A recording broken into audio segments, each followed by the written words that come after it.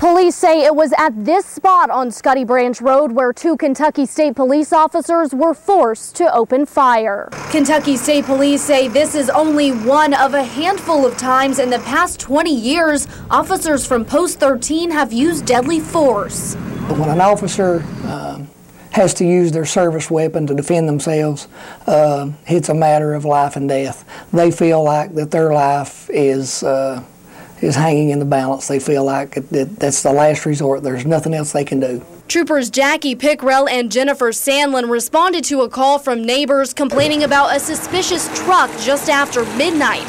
The officers caught up with the man behind the wheel of this truck around 3:30. That's when police say 28-year-old Nathan Hurt of Vico started fighting with the troopers, and they shot him in self-defense, killing him instantly. Not a good thing. It's nothing that any of us want to do. Neighbors we spoke to say it makes them uneasy this happened so close to home. It's pretty shocking, you know, when something of that nature happens right in your community. It's always sad and always shocking. I just wish it don't happen again. Yeah. It makes you kind of scared to go to bed at night. Yeah. Police say they've arrested Nathan Hurt several times before on a variety of charges. Troopers Sandlin and Pickrell are on administrative leave pending the investigation. In Perry County, Kimberly Bircham, WYMT Mountain News.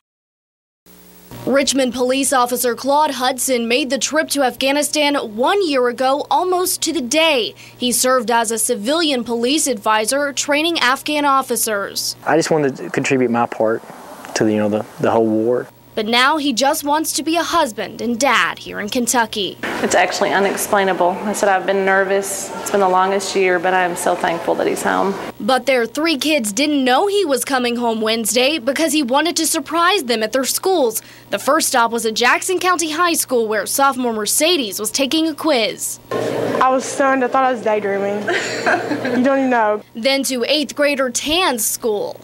So what's it going to be like now that Dad's back? A lot better. And finally to Daddy's girl, 3rd grader Hadrian. It just feels like I won't have to cry over him not here anymore. Mom Renee says they watched the sometimes terrifying news reports on the U.S. deaths in Afghanistan and saw her kid's tears almost every day he was gone. It's been pure torture because it's just, you're afraid that it's him, and we haven't talked to him when it happens. I hate because of my decision to go and do my part that they had a burden on them, and it was so hard on them to have to go through something like that. But now he's home. I never want you to go back there again. Plans to stay there for good. In Jackson County, Kimberly Bircham, WYMT Mountain News. Children all around the region jumping, some before dawn. We got him straight out of bed. At a chance for Santa to look their way.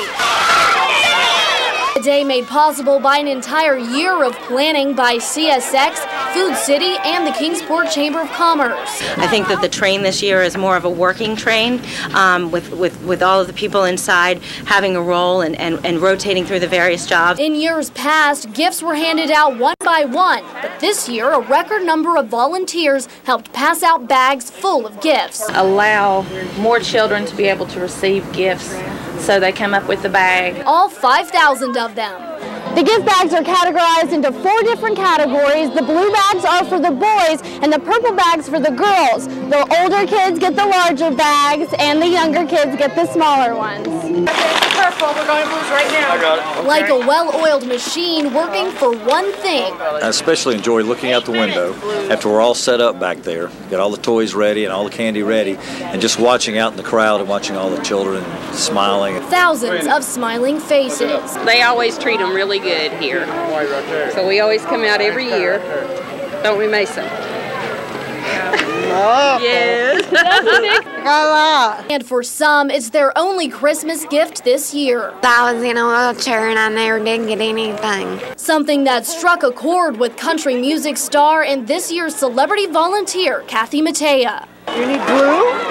Oh, you do need glue. I'm so glad. I'm struck by the look in people's eyes. Some people, you can see a real kind of desperate look, when they desperately want to make sure they walk away with something. And everyone worked to make sure no one went home empty-handed. You have a stuffed animal?